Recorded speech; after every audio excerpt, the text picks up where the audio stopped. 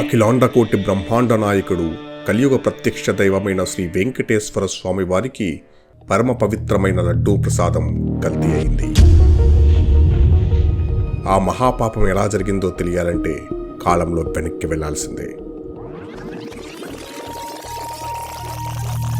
2024 కూటమి ప్రభుత్వం అధికారం చేపట్టగానే వైసీపీ హయాంలో తిరుమలలో ఏర్పాట్లు, ప్రసాదం నాణ్యతల మీద భక్తుల ఫిర్యాదులను తీవ్రంగా పరిగణనలోకి తీసుకుంది. లడ్డూ తయారీకి సప్లై చేసిన నెయ్యి నుండి శాంపిల్స్ తీసుకుని జూలై 2024న ఎన్డీడీబీ ల్యాబ్కి పంపించింది. టెస్ట్ పూర్తయి సెప్టెంబర్లో వచ్చిన ఎన్డీడీబీ రిపోర్ట్లో జంతు కొవ్వు, రసాయనాలు కలిశాయని తెలియడంతో ఆ విషయాన్ని ముఖ్యమంత్రి ప్రజల ముందు పెట్టి విచారణకు ఆదేశించారు. రాష్ట్ర ప్రభుత్వ విచారణ మొదలవ్వగానే వైవి సుబ్బారెడ్డి సుప్రీంకోర్టుని ఆశ్రయించడంతో సుప్రీంకోర్టు ఆధ్వర్యంలో స్పెషల్ సిట్ ఏర్పాటైంది. సుమారు సంవత్సరం తర్వాత 2026 జనవరిలో సిట్ విచారణ పూర్తి చేసి రిపోర్ట్ని సబ్మిట్ చేసింది. దీని ప్రకారం జగన్మోహన్ రెడ్డి అధికారంలోకి వచ్చిన తర్వాత తన బంధువు వైవి సుబ్బారెడ్డిని టీటీడీ చైర్మన్గా నియమించారు. ఆయన రాకతో అడ్డదిడ్డంగా టికెట్ రేట్లు పెంచడం, ప్రసాదం నాణ్యత కోల్పోవటం వంటివి మొదలయ్యాయి. సుప్రభాతం 525 ఉంది కదా, 400 800 పెట్టావు కదా, 800 2000 చేయి, 2000 చేయి, 5000 చేయండి. అర్చన ఆల్సో 5000. జనవరి 2020 నెయ్యి సేకరణ నిబంధనలను మార్చివేసి దిక్కు మొక్కు లేని డైరీలకు టీటీడీలోకి రాజమార్గం వేశారు. డైరీకి రోజుకు 4 లక్షల లీటర్ల పాల సేకరణ ఉండాలన్న నిబంధన తీసివేశారు. డైరీకి కనీసం 3 ఏళ్ల అనుభవాన్ని 1 సంవత్సరానికి తగ్గించారు. 12 టన్నుల వెన్న కెపాసిటీని 4 టన్నులకు తగ్గించారు. 250 కోట్ల టర్నోవర్ను 150 కోట్లకు తగ్గించారు. 2022 అక్టోబర్ మైసూర్ సిఎఫ్టిఆర్ఐ ల్యాబ్ లడ్డూకి వాడే నెయ్యిని పరీక్షించి ఆ నెయ్యి కల్తీ అయిందని రిపోర్ట్ ఇచ్చింది. అయినా సరే ఎటువంటి యాక్షన్ తీసుకోలేదు. ఇదే అదనుగా వైవి సుబ్బారెడ్డి పిఏ చిన్న అప్పన్న రంగంలోకి దిగి నెయ్యి సప్లై చేస్తున్న బోలేబాబా డైరీని కేజీకి 25 రూపాయల కమిషన్ ఇవ్వాలని డిమాండ్ చేశాడు. వారు ఒప్పుకోకపోవడంతో బోలేబాబాని బ్లాక్ లిస్ట్లో పెట్టి కమిషన్ ఇచ్చే డైరీలకు అవకాశం కల్పించారు. దీన్ని బట్టి 2022లోనే కల్తీ జరిగిందని తెలిసినా కమిషన్ల కోసం భక్తుల నమ్మకాలతో ఆడుకున్నారు.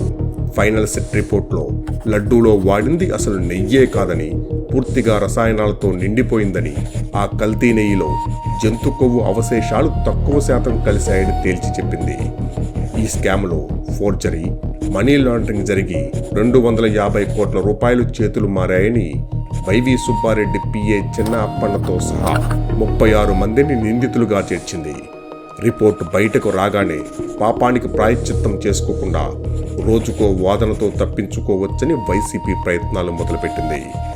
ముందుగా జగన్మోహన్ రెడ్డి నెయ్యి అసలు కల్తీ జరగలేదని, సిట్ క్లీన్ చిట్ ఇచ్చిందని చెప్పారు. కానీ వైవి సుబ్బారెడ్డి మీడియా ముందు కల్తీ చేశామని ఒప్పుకున్నారు.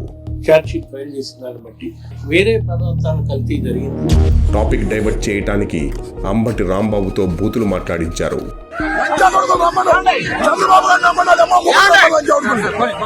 బొత్స సత్యనారాయణ గారికి హెరిటేజ్ చీజ్ ప్యాకెట్ ఇచ్చి ఇందాపూర్ డైరీ హెరిటేజ్ కి తయారు చేసే నెయ్యి అని చెప్పించారు.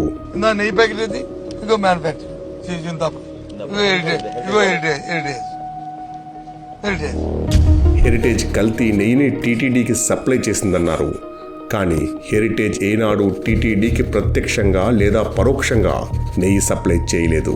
హెరిటేజ్ మీద చేసిన ఆరోపణలకు హైకోర్టు మొట్టికాయలు వేయడంతో ఆ వీడియోలు అన్నీ డిలీట్ చేశారు. బ్రిటానియా, అమూల్, హెరిటేజ్, పతంజలి లాంటి ఎన్నో సంస్థలకు ప్రొడక్ట్స్ తయారు చేస్తూ దేశంలో అతిపెద్ద డైరీ అయిన ఇందాపూర్ సోనాయి డైరీని హెరిటేజ్కి బినామీ అని చెప్పుకొచ్చారు. కానీ హెరిటేజ్ విలువ 3,200 కోట్లు, ఇందాపూర్ డైరీ విలువ 10,000 కోట్లు. అంటే హెరిటేజ్ కన్నా 3 రెట్లు పెద్దది.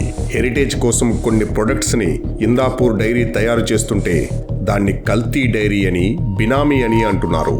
కానీ అదే ఇందాపూర్ డైరీ బ్రిటానియా, పతంజలి, టాటాతో సహా జగన్మోహన్ రెడ్డి రాష్ట్రంలో పాడి రైతుల్ని ఉద్ధరిస్తానని చిత్తూరు డైరీని అమ్మేసి మరీ తీసుకొచ్చిన అమూల్కి కూడా ఇందాపూర్ డైరీ ప్రొడక్ట్స్ తయారు చేస్తోంది. అంటే జగన్మోహన్ రెడ్డి తీసుకొచ్చిన అమూల్ డైరీ కూడా కల్తీ డైరీనేనా?